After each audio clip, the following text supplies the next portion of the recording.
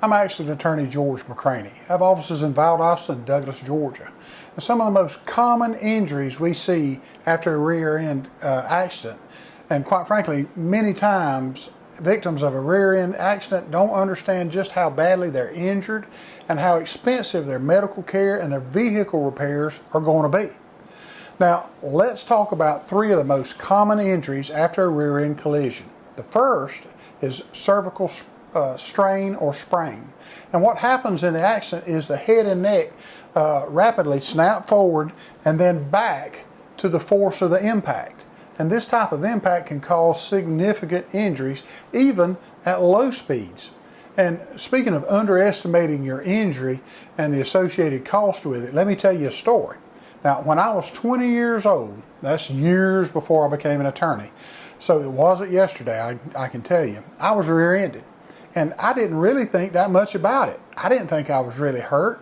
The at-fault driver's insurance company paid to have my car repaired, and I was happy. The problem started was after I settled the accident claim, I found out that I actually had serious neck injuries from the accident. Now, as a result, I had to spend my own money on doctors and chiropractors and x-rays, and that's continued even up until this day.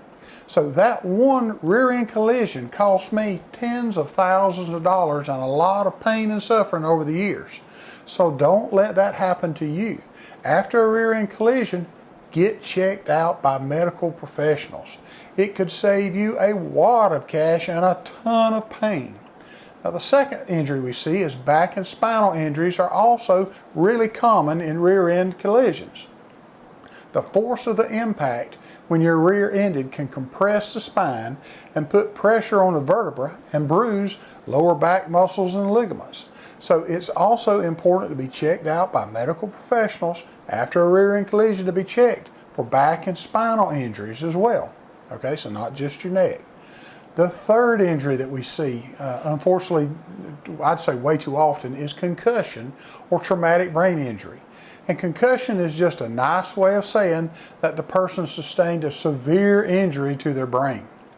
Any rear-end collision can lead to brain or head injuries. And as we all know, a brain injury is serious business. If you've been involved in a rear-end collision and you're not the one who caused the wreck, then you have the right to recover for the injuries and damages that you sustained in the rear-end collision.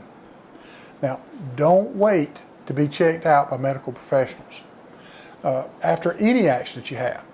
And be especially mindful of these three common injuries after a rear-end collision.